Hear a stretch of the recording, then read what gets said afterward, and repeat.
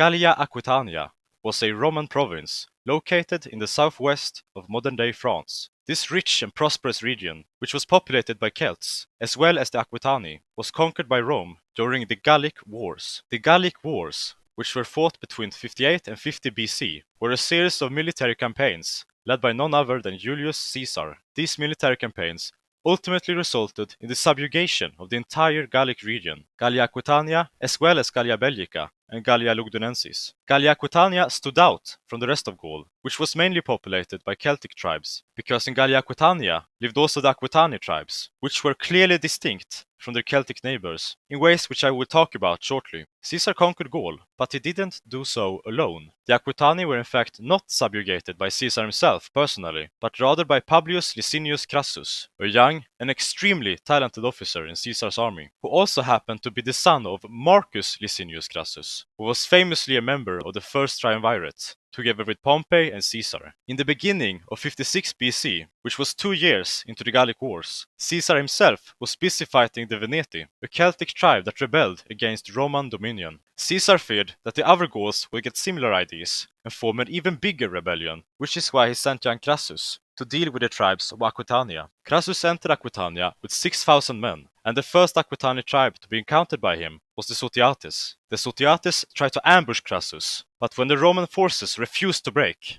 the Sotiates turned their backs and were greatly reduced. The Romans slayed a great deal of the fleeing Sotiates, laid siege to the principal town, and forced them to surrender. Crassus then proceeded to march his troops into the territories of the Vocates and the Tarusates. These tribes had been extremely alarmed by Crassus' quick victory over the Sotiates and feared, correctly, that they also would soon be invaded. They recruited a huge army in response to the Roman threat, an army that consisted not only of men from Aquitania, but also of soldiers from northern Iberia, an army of 50,000 men, according to Caesar, some of which had been trained by Quintus Sertorius, a brilliant Roman strategist who had gone completely rogue. The Aquitani army, which the Vocates and the Tarusates had assembled, fortified themselves at the best possible positions. The Romans were completely cut off from receiving provisions, whilst the Aquitani camp had a steady influx of both provisions and additional soldiers. Now Crassus had time itself as his worst enemy. For every day that he would wait, the Aquitani army would go stronger, while his forces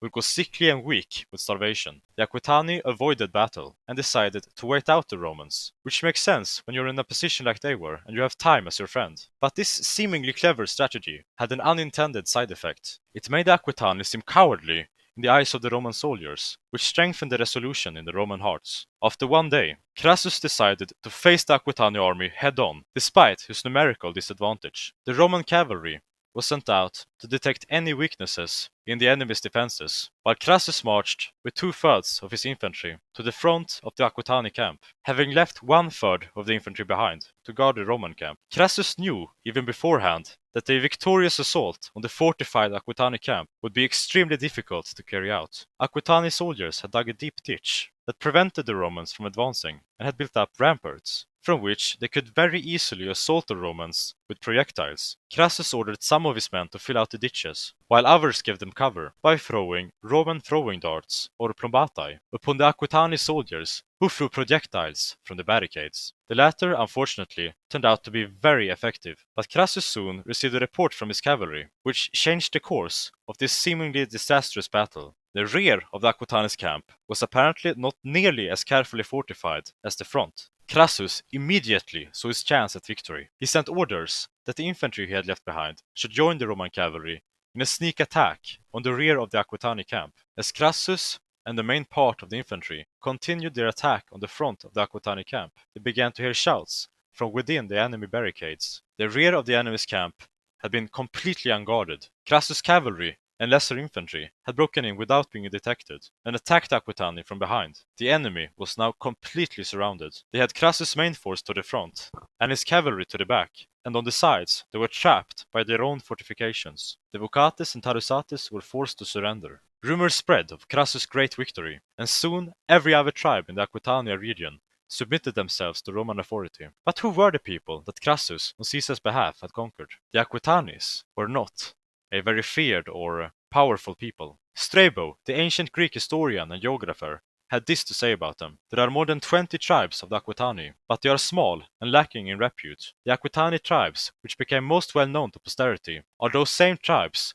that were defeated by Publius Crassus. The Sotiates and the Vocates and the Tarusates were immortalized by Julius Caesar when he mentioned them in his commentaries on the Gallic Wars. But there were also the Tarbelli, who derived great wealth from the gold deposits and mineral springs in their territory, and the Auscii, whose chief town was known as Elimbarum to the Romans. The Aquitani were very different from other Gauls, and clearly their own people. Caesar himself says in the very beginning of the Bello Gallico that all Gaul is divided into 3 parts, one of which the Belgae inhabit, the Aquitani another, those who in their own language are called Celts, in Ars Gauls, the third. All these differ from each other in language, customs and laws. Today we know for a fact that the Aquitani spoke a language that was not even remotely related to the Celtic languages that were spoken in the rest of Gaul. The Aquitani language was not even an Indo-European language, but a pre-Indo-European language that was spoken on both sides of the Western Pyrenees. The differences between the Aquitani and the Celts were not only cultural or linguistic, according to Strabo, but also physical. He describes the Aquitani as being more like the Iberians than the Celtic Gauls, in both customs and appearance. It would make sense for the Aquitani to have had close kinship with the neighboring Iberian tribes, considering the strong support that Vocates and the Tarusates received from them. During Crassus' invasion, the Aquitanis inhabited a most minuscule part of Gaul. For this reason, 14 Celtic tribes were added to the Roman administrative unit of Gallia Aquitania. The Pictones were skilled shipbuilders and played an instrumental part in Caesar's naval warfare against the Veneti, and the Petrocorii were once the masters of all Celtic tribes, according to legend. And there were also the Lemovives and the Petrocorii and the Gabali, but in power and influence, none of these tribes came close to the mighty Arverni. The Arverni might in fact have been the most powerful tribe in the entire Gallic region. Not only were they renowned for their skills in warfare and horsemanship, but they were also highly economically and technologically advanced. They were especially skilled in handling metals and forging strong weapons. In the 2nd and 3rd centuries BC, they subjugated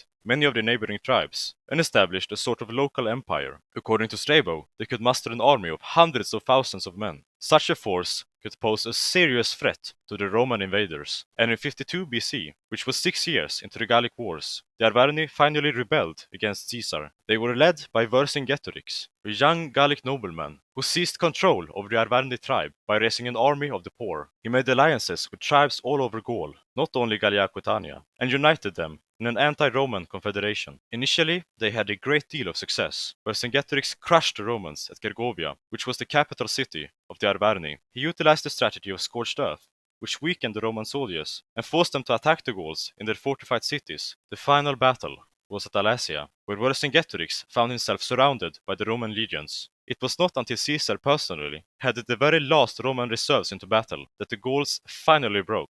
This ended all real resistance to Roman dominion over Gaul. Gallia Aquitania finally became an official Roman province in 27 BC, 25 years after Caesar's closing victory over the Gauls. By then, the Roman Republic had transformed into the Roman Empire. Augustus, the first Roman emperor, had assigned Marcus Agrippa, his trusted friend and advisor, to oversee a complete geographical survey of the Roman Empire. It was because of Agrippa's recommendations that the 14 Celtic tribes, including the Arverni, were added to Gallia Aquitania. The lands of Gallia Aquitania remained Roman for more than 400 years, and we can still see the remnants of the Roman presence here. Besides the Roman influence on French language, culture and legal system, we can also see a physical imprint. The great city of Limoges was founded by the Romans in 10 BC, and they also left behind their theaters and bathhouses and famous roads. But what about the Aquitanis and Aquitania's Celtic tribes? What did they leave behind? The name of the Aquitani survives to this very day in Nouvelle-Aquitaine, which is the largest administrative region in France. Something else of theirs was left behind as well. The Basques, a modern people who live in northern Spain, to the south of the Western Pyrenees, speak a language which is directly descended from the Trans-Pyrenaic Aquitanian language, which is a truly extraordinary legacy, since Basque is the only pre-Indo-European language to survive to this day in Europe. The Celts of Aquitania founded cities such as Bordeaux, Poitiers, and Saintes. They also produced one of the greatest and most iconic national heroes in French history, even though France as a nation wasn't even close to existing during his lifetime. Vercingetorix shall forever remain a symbol of the French fighting spirit. And with that being said, I want to thank you all for listening all the way to the end. Don't forget to like and subscribe if you want to see more of this type of content. Comment Caesar top 10 if you want me to make a video about Caesar's 10 most powerful and fearsome opponents on the military and the political battlefield. And comment Roman provinces if you want me to continue my work with the Roman provinces. See you soon, buddy.